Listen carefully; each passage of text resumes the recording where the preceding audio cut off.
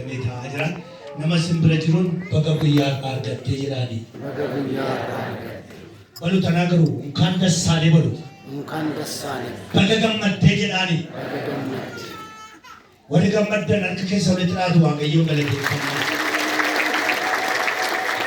Warri gaala sanaa jirtu harka keessa walitti rukutaatu Waaqayyoon galateeffadhaa. Yesuus gooftaa. Warri gamasis, warri gamanas, warri dura jirtanis, warri dudda sama duuba jirtanis Waaqayyo gooftaan guyyaa dhaatiin baga sin gahe.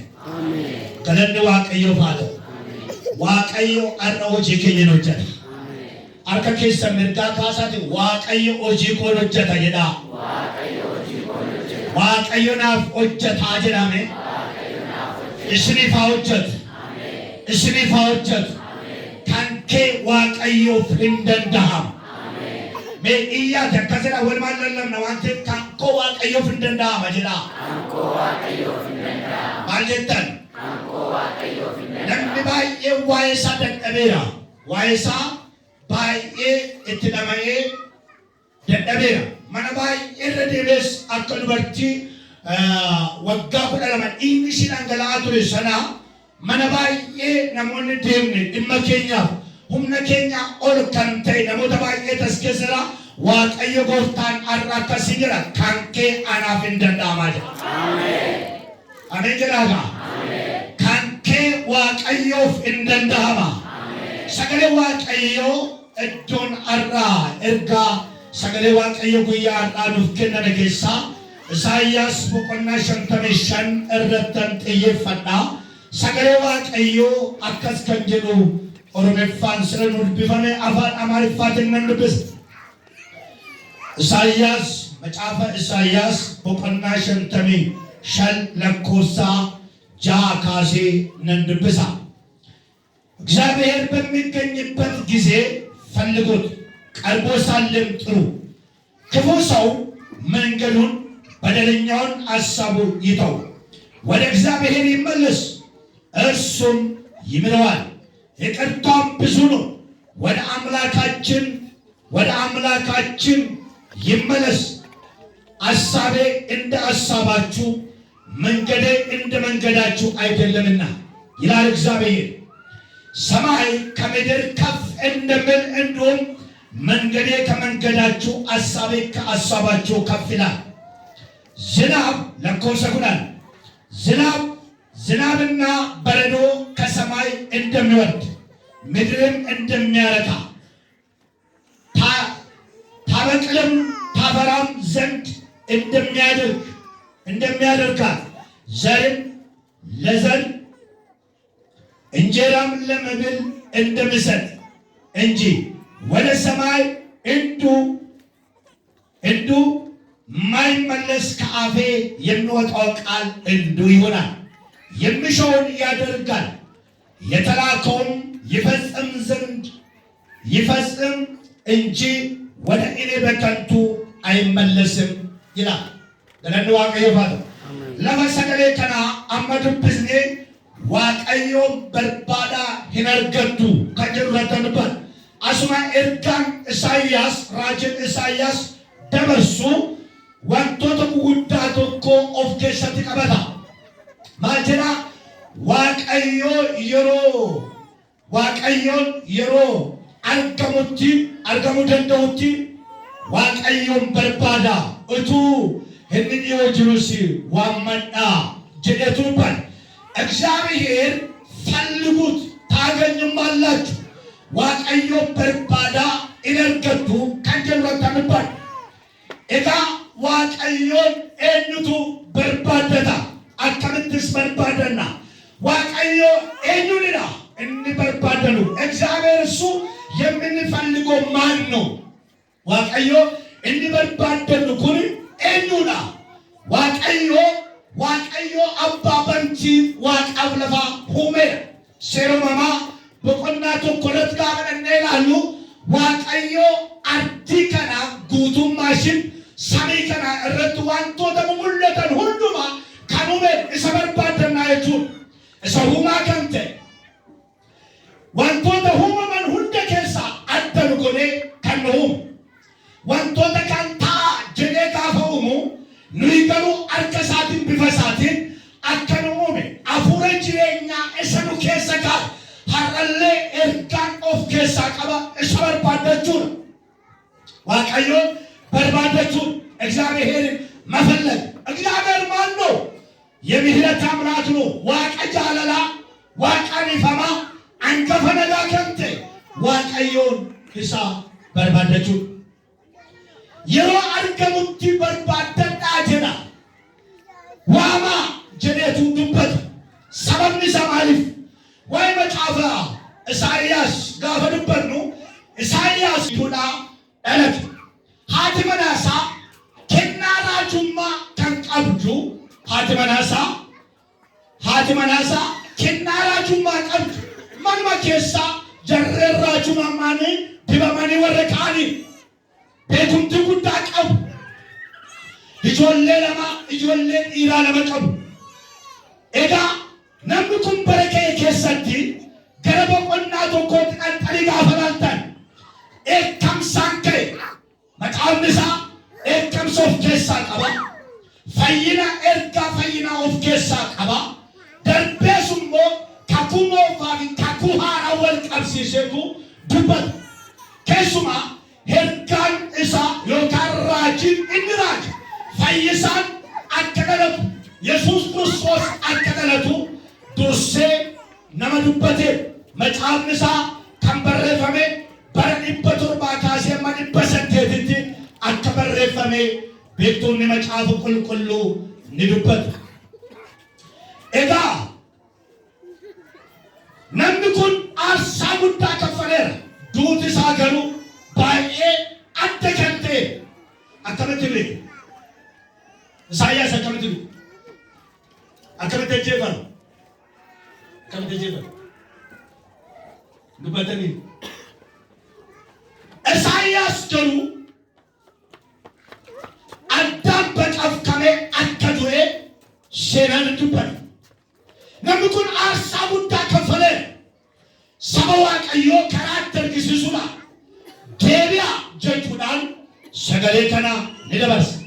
sagaleen har'a irratti ilaalu gara waaqayyootti deebi'u ወደ እግዚአብሔር መመለስ gara eenyutti deebina? eenyuun barbaannee arganna yoo jennu akkuma isa Iyyoob dubbate ati waan hunda gochuu akka dandeessu nan beekan. Isaayyaas ማን ነው? ኢዮብ boqonnaa 42 lakkoofsa 2 አንተ ሁሉን ታደርግ ዘንድ ቻይ እንደሆንክ አውቃለሁ ይላል። gara eenyutti deebina hoo jenne immoo ilaali. sagalee waaqayyoo seera ba'uu boqonnaa 3:14 irraa gaafa Gibxitti ergamu Museen eenyu si erge yoonaan jedhan eenyu jedheen deebisa gaafa jedhu isa tureef isa jiru darbees kan jiraatu jedhiitti dubbadhu jedheen. kanaaf gara waaqayyoo isa nu uume isa waan hundumaa gochuu danda'u alfaaf omeegaa kan ta'etti gara isaatti deebi'uun waaqayyoon akkamitti argachuu dandeenya kan jedhu jalatti tokko jedhaatiin gara isaatti deebi'u. achumarraa sagalee waaqayyoo maal jedha? gara waaqayyootti deebi'u namni jallaan hojii isa hamaa haa dhiisu. gara waaqayyoottis adeemu waaqayyoo isa hin maaraa jedha. ክፉ ሰው ይላል። ክፉ ሰው nama hamaa nama ammeenyaan guutan ክፉ ሰው jechi Isaayyaas iddoo kanatti fudhate baay'ee ulfaata. ክፉ ሰው nama hamaa nama simbiraan naa qabaati. ati nama hamaadha moo nama qajeelaan jiraatti himaa? mee nama laatti himaa? ittuma nama laa jedhee taa'oon jedhaatu dubbadhaa. ati nama hamaadha moo nama jallaa? namni waaqayyoo tajaajilaa jirtu, namni waaqayyoo waaqeffachaa jirtu nama arralufe waaqayyo dhaggeeffachaa jirtu waaqayyo akkasiin jedha gara kootti deebi'i jedha waaqayyo. Gara kootti deebi'i, gara waaqayyootti deebi'u. Namni waaqayyo Isaayyaas kan jedhu namni jallaan jedha hamaan ammeenyaan guutan hojii isa hamaa haa dhiisu, hojii isa hamaa haa dhiisu. Ijoollee isa kana namni gaafa akkuma namni waaqayyo namni bifa namaadhaan, namni uffannaa namaadhaan, namni adeemsa namaadhaan keessa namaa garuu kan argu waaqayyo duwwaan, waaqayyo duwwaan. Ani eenyu akkan ta'e anaaf waaqayyo duwwaa tolme. Ati yaa nama jallaanaa, ati yaa nama ammeenyaan guutamte, gidiraadhaan guutamte. Maal godhe hojii isa hamaa kana dhiisiitii gara kootti deebi'e.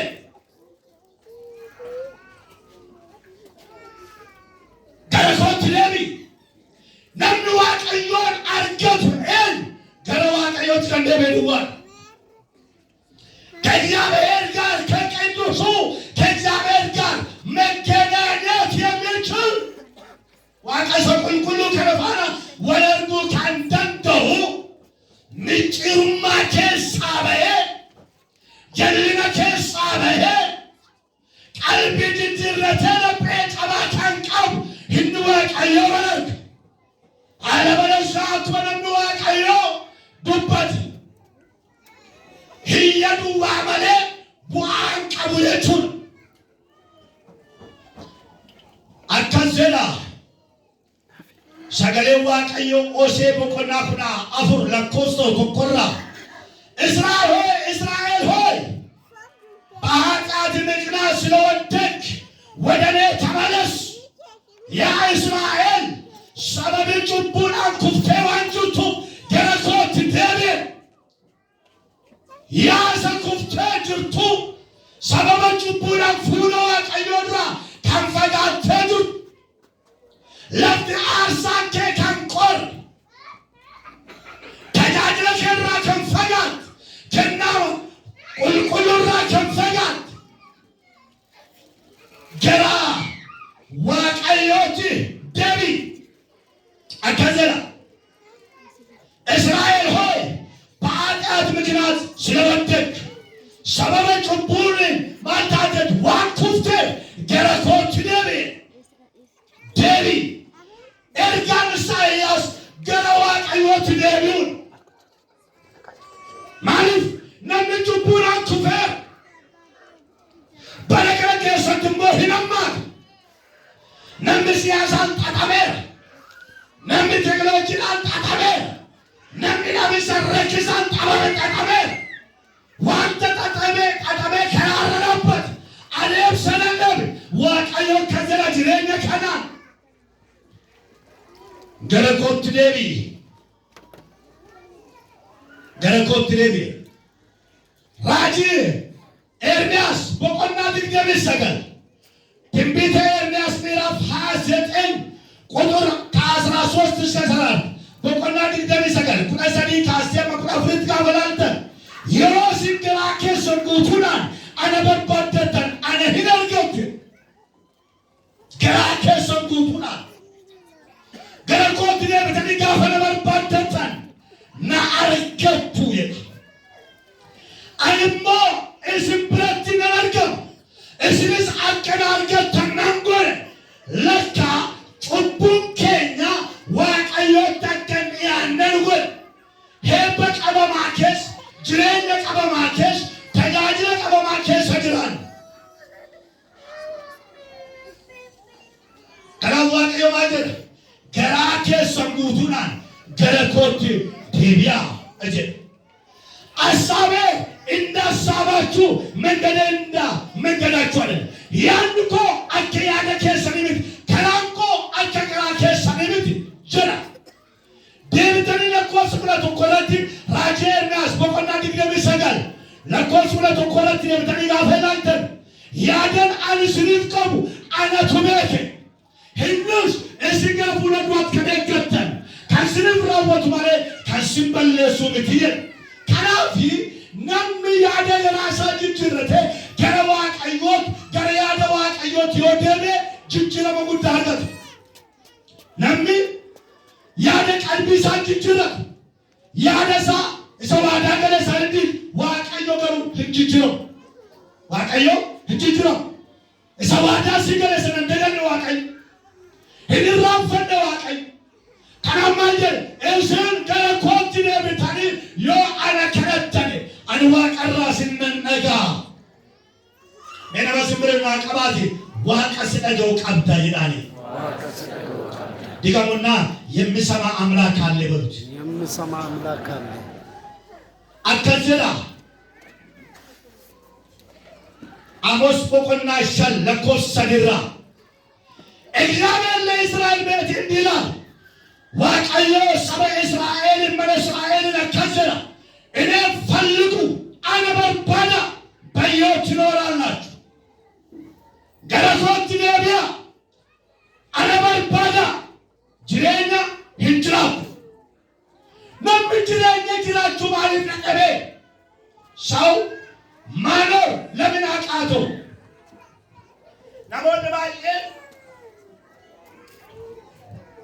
Namoonni baay'een jireenya ofii isaanii dhiisanii jireenya namaa jiraachaa jiru.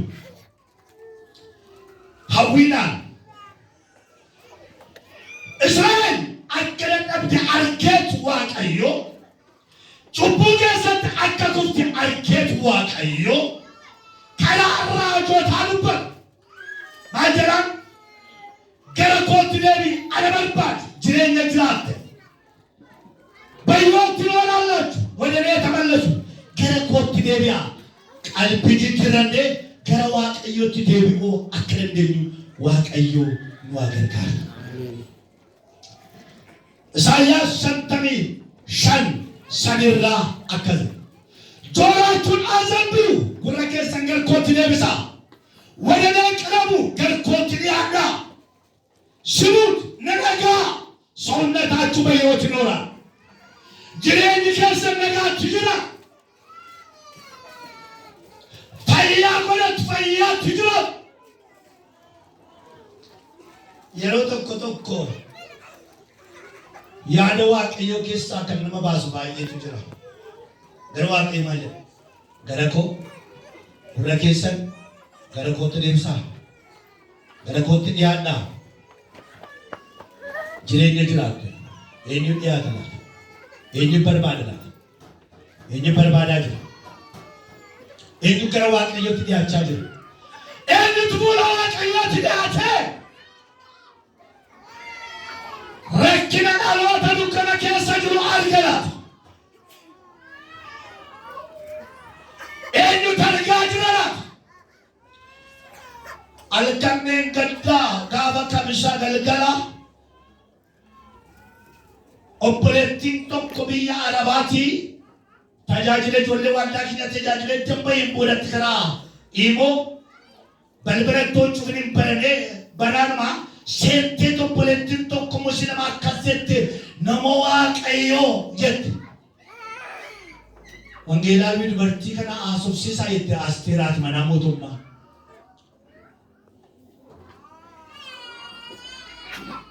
Akkasitti nama waaqayyoo raajii nama paastorii nama barsiisaa isin jette.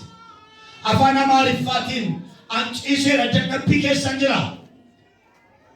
Tajaajilaan inna raajiin ayee jetten Asteer immoo meeyyuu jette nama waaqayyoo dhimma koo waaqayyoo faana walii galaatii naa hiikaa jette. Rakkina koo dhiphina koo eenyu walii galaati waaqayyoon faana walii aasaati hiikanaa natti himaa jette.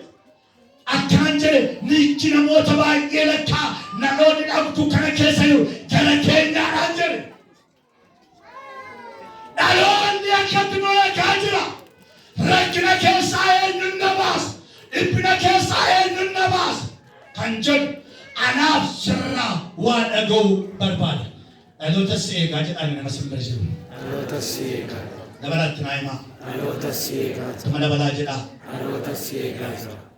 Gara kootti dhiyaadhaa gara waaqayyo.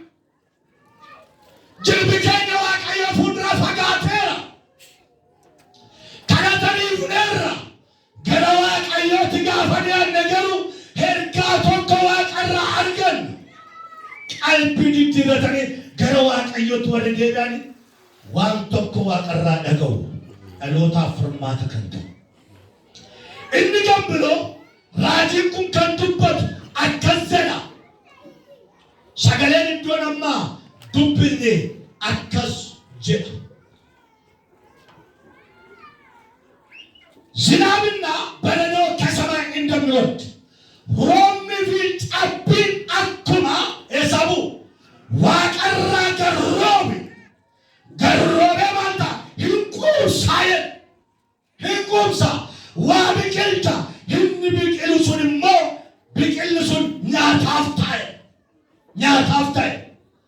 ሰገሌን አፋንኮ ኬሳቤ roobni cabbiin akkuma roobee lafa jiisee wantoota miidhagan akkuma biqilchisu nyaata keenya achi nuuf kenna.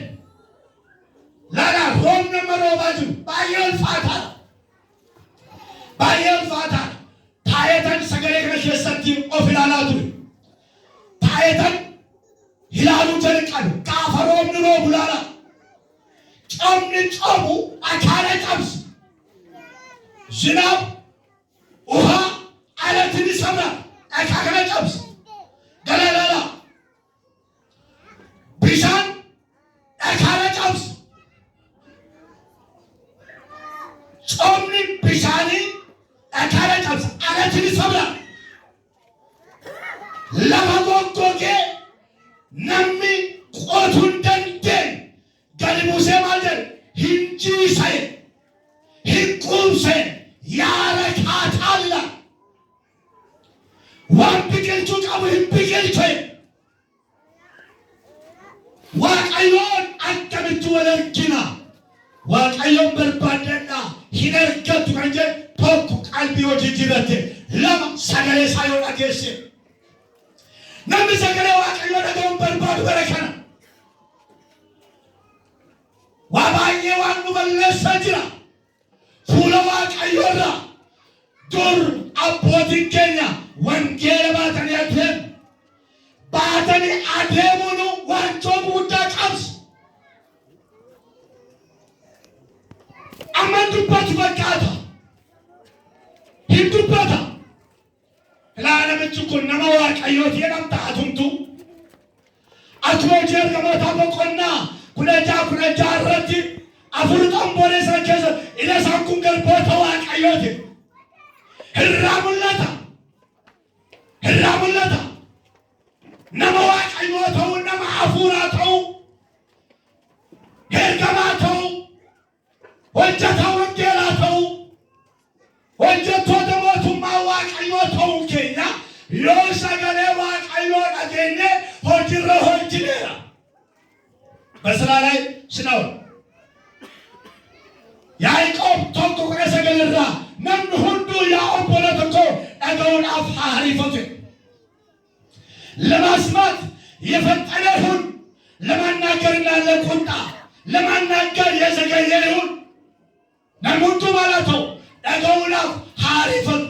Eekamsaaf haasa'aadhaaf garuu suuta haa jedhu jedha. Suuta haa jedhu jedha. ኢሳይያስ ሻንጣሚ tokkorra ቃሌ በከንቱ ወደ እኔ አይመለስም ሰገሌን koo akkasumaan gara kootti hin deebi'u. Waan tokko dubbadheera kanaan dura barreessaa daaqonii ortodoksii tokkotu akkas jedha kitaaba inni barreesse irratti innaan dubbisu ንብ የሌለው ቀፎና ወንጌል የማይሰማ የማይማር ትውልድ አንድ ነው። ጋጉን ከንሰን ቀብኔፊ አሎን ወንጌልን በረን አሎን ወንጌልን አገን ተኮራየን ቧን ቀበቹ ዋቀየ ከነጀላ ነው ሰገሌ ዋቀዮ ሂንዱ ቢባኑ ታና ሰይጣን ለትንገሉ ይሸኪና ይንገል ዱኩማንዶር ስበና ረክናንዶር ስበና ባዘይ ዋቀዮ ገለባት ነው ገለባት የሮቶኮ ጋፊ ነመቱ አፉር አማማሊት ነመገለሽ ሰነደም yeroo tokkotti konfiraansii irratti gallakkisi yennaan amma garuu nan gallakkisa innaa qeegalte garuu nan argadhaa jedhe. Akkamitti argatte naan yeroon mashiin balbala seentee ijoollee ishee abaaruu jalqabdee dhufeetti gala. Sagaleen Waaqayyoo nu keessa jiroo taate daakura seexanaa ta'a. Daakura seexanaa.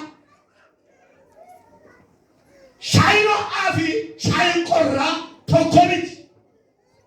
Dhaloonni wangeela dubbifatu, dhaloonni wangeelaan jiraatu keessi isaa ho'aa. Harrabsuun itti dhiyaatu. Cubbuun itti dhiyaatu biyyi lafaatti mul'atu. Kan itti mul'atu garuu mootummaa Waaqayyootti itti dhaga'amu. Mootummaa Waaqayyoo akkas ta'e inni na bira bahe waan barbaadu sana amma raawwatutti akkasuma galkootti deebi'u jedhe. Har'a Waaqayyoo wanta cabee hin beekne tokko laphee tokko cabsa Waaqayyo. Narkaa fuudhaa Waaqayyo laphee keetti wayii cabsaa. Waaqayyo laphee kee jijjiiraa. Akkuma suniin jedhe bishaanii akkuma dhagaa cabsu. Dhagaa cabsu wanta jireenya keenya keessaa cabneetu jira. Yeroo hunda dhukkuba kalee kan nuti ta'e. Yeroo hunda dhukkuba sammuu kan nuti ta'e. Yeroo hunda qancaa kana deemu. Ittoo nyaannu ittoo dhugnu. Ittoo nagaa qabnu gara isaatti akka nyaanne kan nu godhe. Bineensa tokko jira. Sagaleen Waaqayyoo har'a akkas jedhe. Hinna afaan koo keessaa bahe. Isa dhaloota rakkis. Isa biyya gara rakkis. Rukutu malee hin deemu galkootiidha Waaqayyo. Ameen. Mee Waaqayyo narraa rukuta jedha. Waaqayyo narraa rukuta. Maal jettan? Waaqayyo narraa rukuta. Maal jettanii? Waaqayyo narraa rukuta. Hidhaa Waaqayyo. Ameen. Hannageera kana hidhaa Waaqayyo. Ameen. Yoo ati diddeelee cabseetuma mana keesseedha. Ameen. Yesuus gooftaadha. Ittitee torbeerraa lubni margaa waan dubbatan tokko har'a gaafa qabdu firoota baay'ee qabda. Buna kee faana kan dhugdu, faana kan nyaattu, Waaqayyo isaan si biraa galchaa'e akkamitti galcha? Isuma atitti wanta sana si biraa kaasa. Mindaa qabda miti, mindaanuma si biraa fuudhu yookaan hojii sarraa sariyatu yookaan dhukkuba si tabboomu. Inni ifteegaa. Inni ifte waan tuntuu kan keenya nuti fakkaata kan keenyaa miti. Kanaaf Waaqayyo maal jedhe? Wanta raawwachuu qabu tokkotti raawwatiin galkootti hin deebi'u. Eenyuun kadhannaa? Kadhannee barbaannee eenyuun arganna? Eebba isa kennuu danda'utti keessa deebii boqonnaa 28 lakkoofsa tokkorraa kaaftanii gaafa laaltan Museen akkas jedhe saba garbummaa jalaa ba'e sana saba harka Fara'oon jalaa ba'e garbummaa jala ba'e sana sagalee Waaqayyoo Waaqa keessanii gaarii gootanii yoo dhageessan habboomin arras habboomu yoo eegdan heebbi kun gara keessan dhufa jedhe. Heebba qaba gara isaattuu deebi'u eebbatu jira. Sagaleen Waaqayyoo har'a duwwaa miti duruu dhalootatti dubbachaa ture. Seera uumamaa boqonnaa 2:16 kaaftanii nagaa 17 gaafa laaltan Addaamiif Ewaanitti dubbateera Waaqayyo. Wanta nyaachuu qaban akka nyaatan waan nyaachuu qabne akka nyaan yoo nyaatan garuu du'aa duutu jedhee Waaqayyotti dubbateera. Habboonni Waaqayyoo sagalee Waaqayyoo hin eegnoo taate du'a malee duuna. Namoota baay'eetu addaa keessatti du'eera. Namoota baay'eetu mootummaa Waaqayyoo keessaa ba'eera. Namoonni baay'een waldaa jiru malee, namoonni baay'een hin lallabu malee, namoonni baay'een hin faarfatu malee, namoonni baay'een kurnoo kafalu malee yookaan warra dhiisanii baay'eetu. Waaqayyo ifatti dubbate. Arrasi dubbata Waaqayyo. Waaqayyo Abrahaamitti dubbateera. Seera uumamaa boqonnaa 12 tokko kaaftanii amma sanitti gaafa dubbiftan Waaqayyo maal jedheen? Dhaloota kana keessaa mana abbaa kee keessaa baay'ee deebi'ee. Waaqayyo dubbate. Waaqayyo isaanitti dubbate. Boqonnaa 26 iddoonni lafa honaa keessa adeemaa jiru. Beela guddaa tokko jira. Waaqayyo gaafa inni Gibxi adeemaa jiru aswata si episayde sagale waaqayyo warra geessan ni ebbifamtu hinna geessu taanaan homorii kee guutuu achuma lafa dhiitta malee waa tokkotti hin darbitu aswata yeroo waaqayyo barichi bara beelaat bara rakkinaat achumatti waaqayyo maal jedhe sin eebbisaa si waanan ta'a jedhe warra sana ga'aniif waaqayyo hin eebbisu Yaaqoobitti dubbateera boqonnaa 28 kudha sadii kaasaa amma 15tti abjuudhaan iddoo ciisee waa baay'ee ergitanitu maal numa saaratu akkas jedhee numa saaratu maal jedhan beekta በሕይወት በምትኖርበት ዘመን ሁሉ የገባልህ የተስፋ ቃል የነገርኩህ የተስፋ ቃል እስከሚፈጽም ድረስ አልተውም እንጂ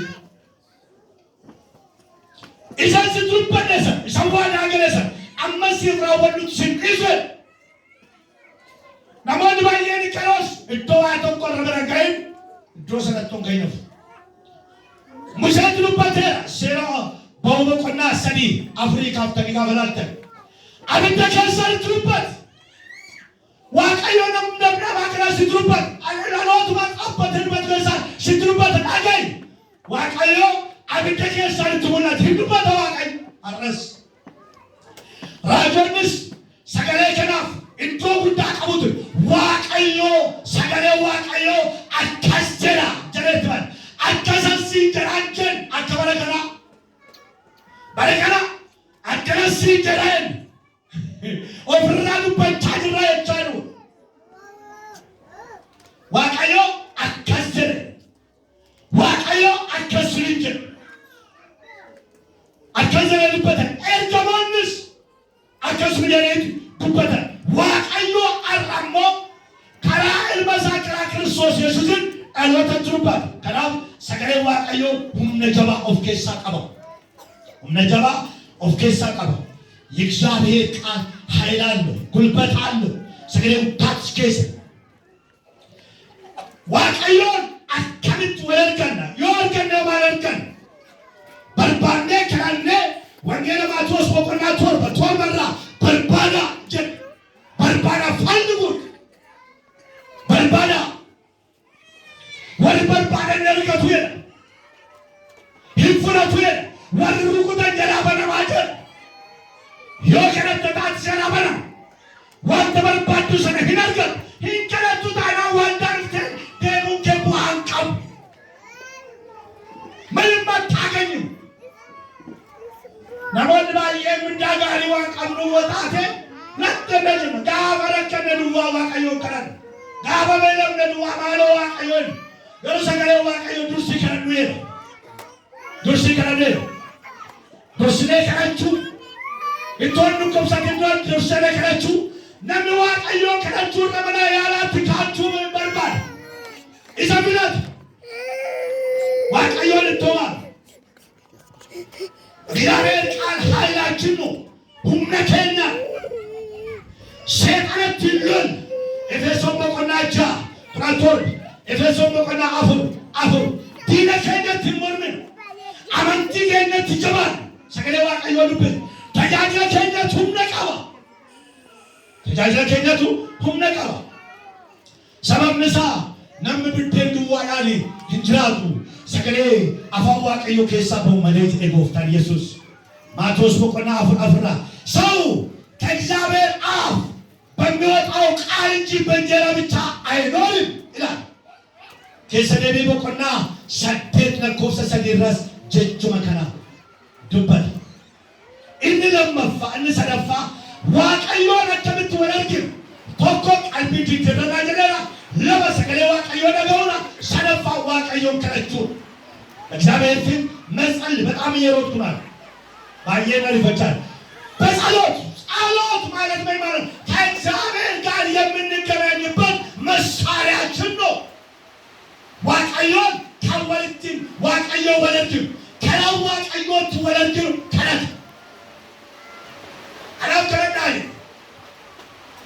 ከረቹን ነገር ከረዳንቶ ከረንደረት ማሎ መልኬ ነብረንደር ቢጀለ ዮ ከረት ማለ መልካም ረዋ አልገቹን ደንዶ እንከረት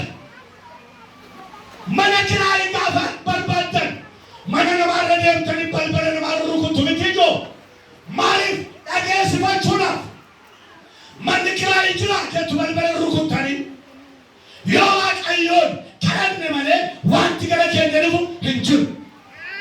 Wanti gara keenya dhufu hin jiru. Kanaaf kadhadhaa jedha. Yoo kadhanna maal argan bu'aa jalaa oolli. Hojii ergamootaa boqonnaa 12 lakkoofsa 5 irraa Phexrosin gaafa kadhatan amantoonni Phexros mana irraa keessaa ba'e. Bu'aa jalaa oolli. Waaqayyo kadhanna maal argan isa nuyi hidheetu nurraa hiikama. Isa nuyi hidheetu nurraa hiikama. Isa nuyi isa mul'ata keenya hin, isa abjuu keenya hin, isa tajaajila keenya hin, isa dinagdee keenya hin.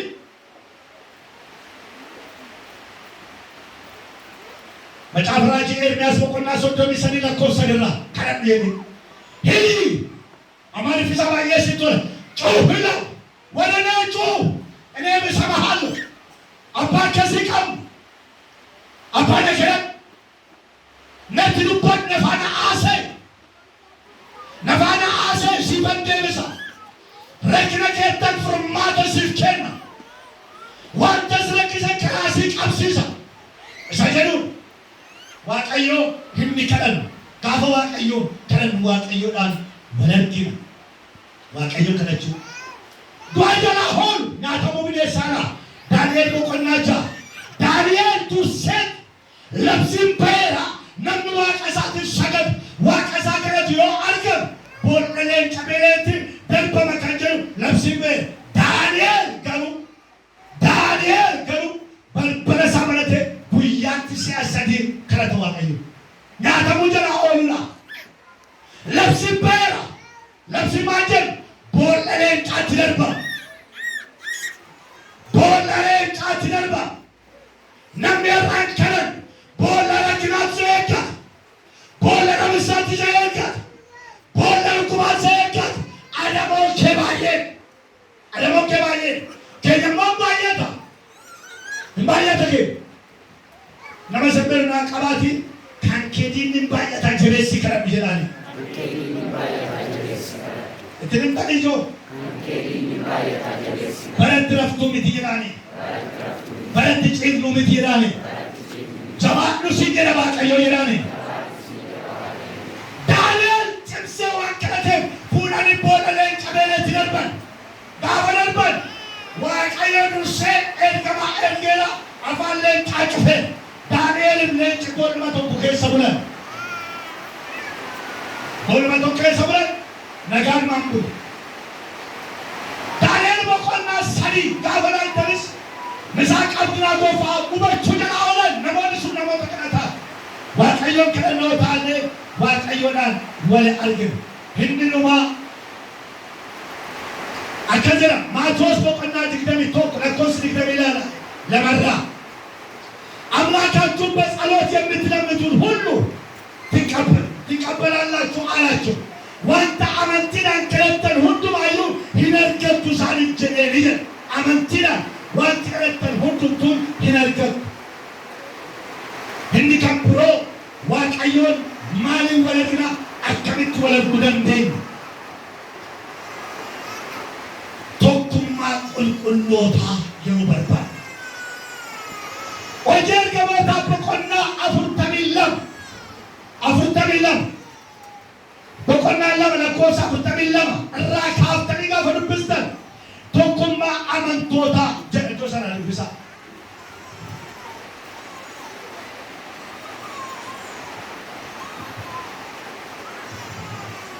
Ergame dhaggeeffadhaa. Hojii ergamootaa boqonnaa 42 kaasan.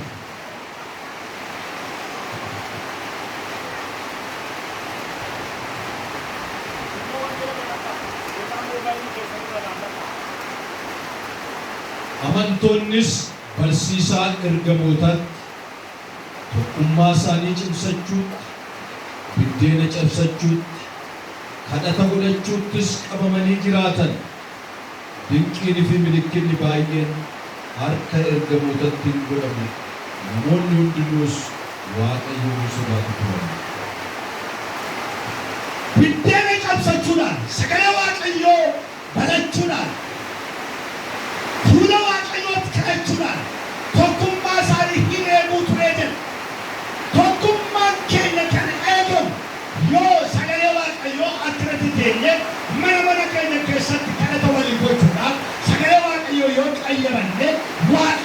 walarki sagale dhageenye jiraachuu akka dandeenyu Waaqayyo gooftaan keenya waa gargaara. Kadhanna Waaqayyo.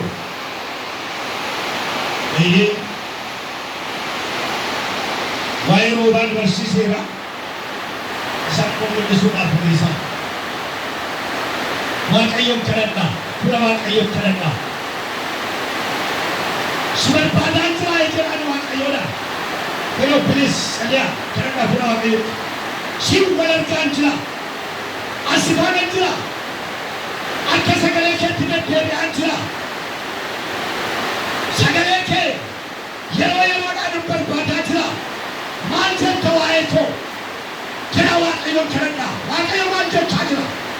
Har'a Waaqayyo kan dubbachuu barbaade roobni Waaqarraa roobe cabbiinaan kan wal maate gaafa lafamu lafa cabsee akkuma ciisu akkuma quubsu waan barbaachisu akkuma akka biqilu kan godhu akkasuma jedhe Waaqayyo akkasuma sagalee afaan koo keessaa bahe waan barbaadu sana hojjetu malee deebi'een maqaa gooftaa Yesuusin Hari sagalee Waaqayyo irratti dubbadha. Maqaa gooftaa Yesuus Kiristoos nama Naazreetiin hidhaan dhaloota kanaa kan hiikame haa ta'u. Ameen. Dhaabbannee kadhannu